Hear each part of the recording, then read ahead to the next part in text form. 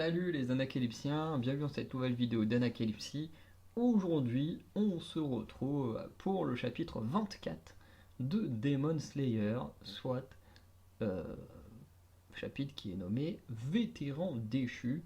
Donc on sent que là on va parler surtout du démon qui est une ancienne lune démoniaque.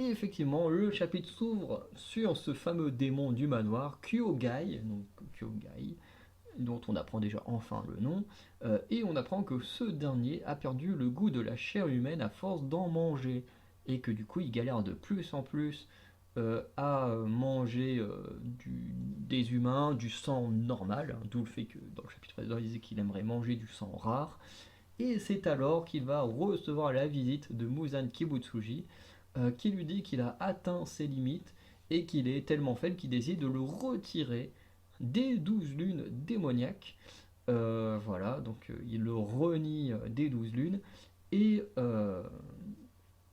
Kyogai va dire qu'il aimerait reboire du sang de Kibutsuji, qui le rendrait beaucoup plus fort et que cela lui permettrait de rejoindre à nouveau les 12 lunes démoniaques en espérant avoir ne plus jamais faire cette erreur et du coup également de posséder de plus en plus de sang rare. Voilà, petit objectif de Kyogai, c'est plutôt pas mal avant que ce dernier passe au combat.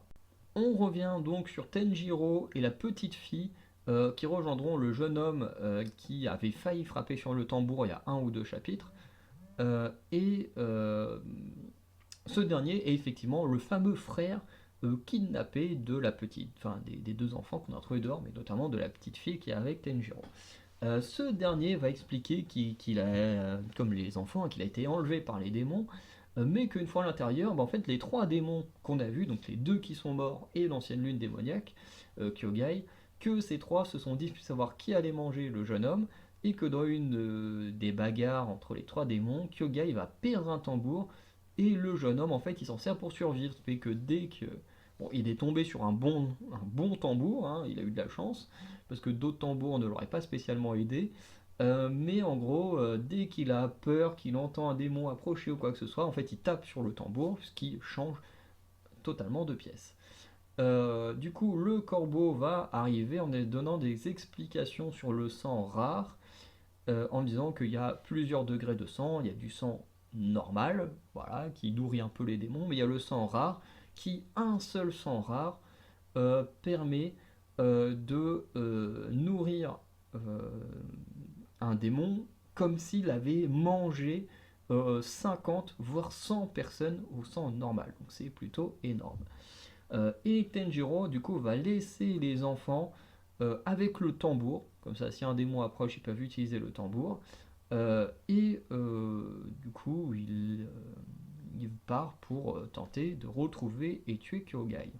Du coup, Tenjiro se retrouve en face à face avec le démon Kyogai, hein, pour l'affrontement final entre les deux hommes, enfin un homme et un démon bien sûr, et il découvre enfin les vraies capacités du tambour et nous les donne, hein, comme on peut le voir. C'est que le tambour qui est à sa droite provoque une rotation sur la droite de la pièce, le tambour sur la gauche provoque une rotation vers la gauche, hein, de la pièce.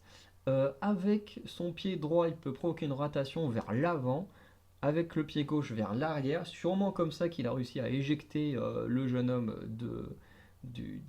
comment dire, du bâtiment, et avec le tambour sur son ventre, il peut donner des coups de griffe. Et du coup, on se rend compte que bah, le tambour qui permet de changer de pièce, c'est le jeune homme qui l'a, et qu'en fait, à chaque fois que des pièces ont changé, c'est sûrement que le gamin avait peur. Voilà.